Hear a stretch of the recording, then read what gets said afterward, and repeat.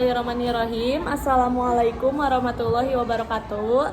Halo, perkenalkan nama saya Anggia Widyaningsih SPD dari SDN Pasawahan 2 Dayakolot. Saya pembimbing. Nah, pada kesempatan kali ini saya akan mereview sebuah buku dengan metode Y-chart ya ini.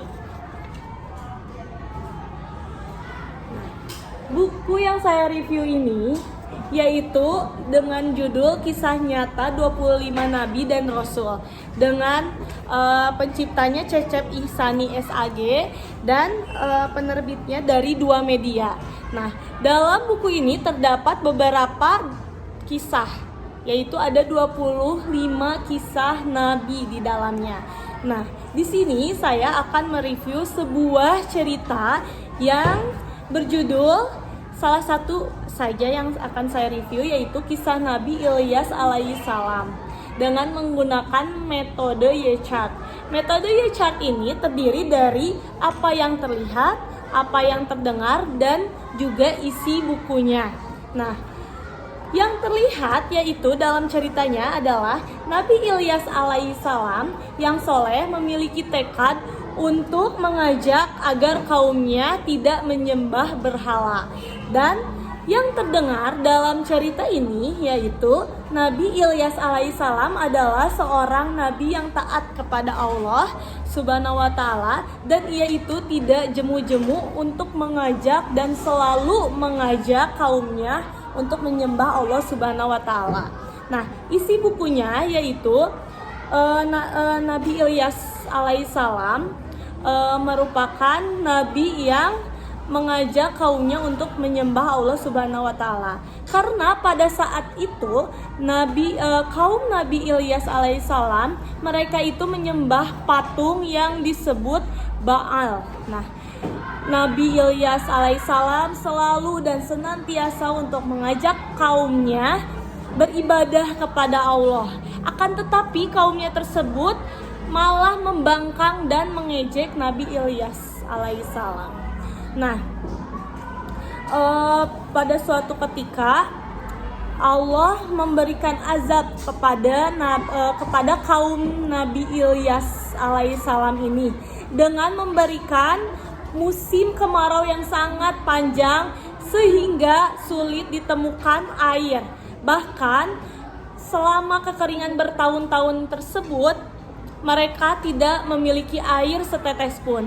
Pada saat itu kaum Nabi Ilyas yang menyembah berhala, yang bahkan merencanakan untuk membunuh Nabi Ilyas alaihissalam, mereka baru ingat dan kembali kepada Nabi Ilyas alaihissalam. Mereka memohon dan meminta kepada Nabi Ilyas alaihissalam untuk diturunkannya hujan di musim kemarau yang berkepanjangan selama bertahun-tahun. Maka Nabi Ilyas alaihissalam pun berdoa kepada Allah Subhanahu wa taala untuk diturunkannya hujan.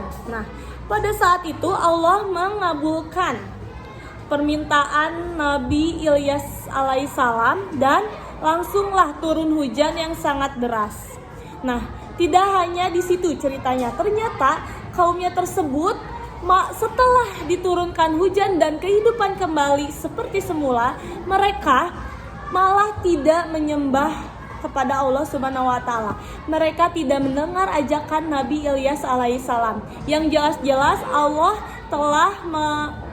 telah menolong mereka. Kaumnya tersebut kembali menyembah patung tersebut. Nah, Allah pun marah sehingga Allah memberikan azab kembali kepada kaum Nabi Ilyas alaihissalam dengan guncangan gempa yang sangat dahsyat sehingga menewaskan kaumnya yang menyembah patung tersebut mati pada saat itu juga, kecuali kaum Nabi Ilyas alaihissalam yang soleh dan taat kepada Allah, mereka selamat dari bencana tersebut. Nah, itu adalah isi dari cerita kisah Nabi Ilyas alaihissalam, dan hikmah yang bisa kita ambil yaitu kita harus taat kepada Allah. Jangan sampai kita menyembah berhala, menyembah patung, karena azab Allah itu sangat nyata. Dan jangan sampai kita menjadi orang yang munafik. Ketika kita dalam kesulitan, kita memohon kepada Allah, tetapi ketika kita sudah diberikan hidup yang enak, malah kita membangkang kepada Allah. Itu saja yang dapat saya sampaikan. Terima kasih atas perhatiannya. Wabillahi taufiq wal hidayah. Wassalamualaikum warahmatullahi wabarakatuh.